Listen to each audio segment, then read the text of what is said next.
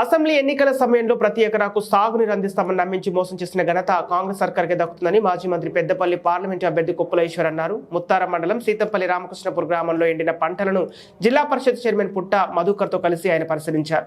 అనంతరం ఆయా గ్రామాలలో రైతులతో మాట్లాడి నాడు నేటి పరిస్థితులపై చర్చించారు. నియోజకవర్గంలో ఉన్నటువంటి సీతంపేట, రామకృష్ణాపూర్, అదేవిధంగా ఈ చుట్టుపక్కల గ్రామాలకు సంబంధించినటువంటి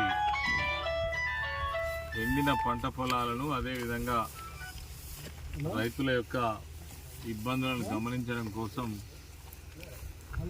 నేను, నాతో పాటు మా జడ్పీ చైర్మన్ గారు పుట్ట మధు గారు, అదేవిధంగా ఈ ప్రాంత రైతులు, చాలామంది ప్రజాప్రతినిధులు కూడా వచ్చిండ్రు.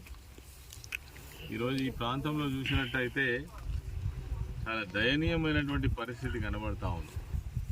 ఇప్పుడు మేము కూర్చున్నటువంటి ఈ ప్రాంతం ఏదైతే ఉందో చెరువు కింద ఉన్నటువంటి పొలాలు.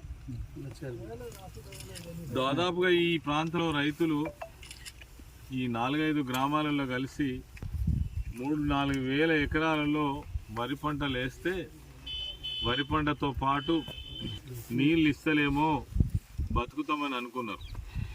మరి ఈ విషయం ఏదో మొదలే ప్రభుత్వం డిక్లేర్ చేసినట్టయితే ఒక ఎకరం కింద 25,000 రూపాయలు పెట్టుబడి పెట్టేటోళ్ళు కాదు. ఒక్కొక్క రైతు 2 ఎకరాల నుంచి మొదలుకుంటే 6 ఎకరాలు 7 ఎకరాలు కూడా పెట్టుబడి పెట్టి ఈరోజు ఏమి చేయాలనో దిక్కుతోచని పరిస్థితులలో రైతు మనం చూస్తూ ఉన్నాం.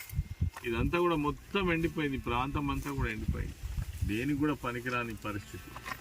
అసలు పోయిన సంవత్సరం ఈ దినానికి ఏ చెరువులో చూసినా, ఏ బావులో చూసినా, ఏ బోర్లలో చూసినా కావలసినన్ని నీళ్ళు ఉండే.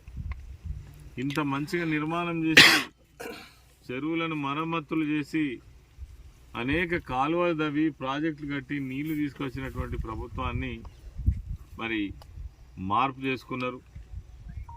ఎవరైతే ప్రభుత్వం నిర్వహణ చేస్తున్నారో పాత పద్ధతులలో నీళ్లను కొనసాగించి రైతులను కాపాడితే మీ మార్పుకు అర్థం ఉండేది.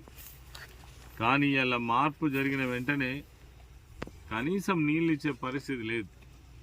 ఇలా తాగునీళ్ళకు కూడా చాలా కటకట ఉన్నది. పోయిన సంవత్సరం నిజంగా వర్షాలు పడలేదా అంటే పుష్కలమైన వర్షాలు పడ్డది. దాదాపు ఏళ్ళ కింద 400-500 ఏళ్ళ కింద పడనంత వర్షం పడ్డది. అయినా ఇలా నీళ్ళు లేవు. మరి ఎక్కడికి పోయినాయి నీళ్ళు?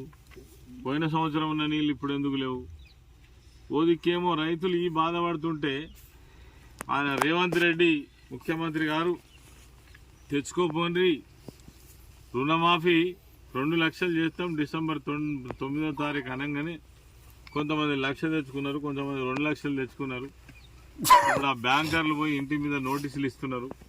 ఇప్పటికే 138 మంది రైతులు ఆత్మహత్య చేస్తున్నారు. ఇది మన దురదృష్టం.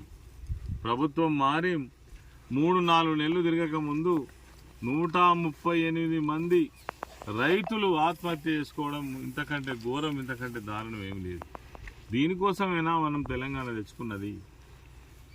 అందుకే ఈ మాటతోటే ఈ రాష్ట్రంలో గతంలో ఉన్నటువంటి కరెంటు కష్టాలు కావచ్చు, సాగునీళ్ళ కష్టాలు కావచ్చు, ఏ కష్టం రైతుకు ఉండద్దనే పట్టుదలతోటి పనిచేసినటువంటి ముఖ్యమంత్రి కేసీఆర్ గారు. అందుకే ఈ మార్పు, రకరకాల ఆరోపణలతోటి ప్రభుత్వం మారే. మరి ఇలా మేము డిమాండ్ చేస్తున్నాం. మీరు అధికారంలోకి వచ్చిండ్రు, నీళ్ళు ఇయ్యలేదు, రైతులను నమ్మించి గొంతు కోసిండ్రు. ఇలా ముందే చెప్తే ఈ పంట పెట్టుబడి అంత పెట్టేటోళ్ళు కాదు.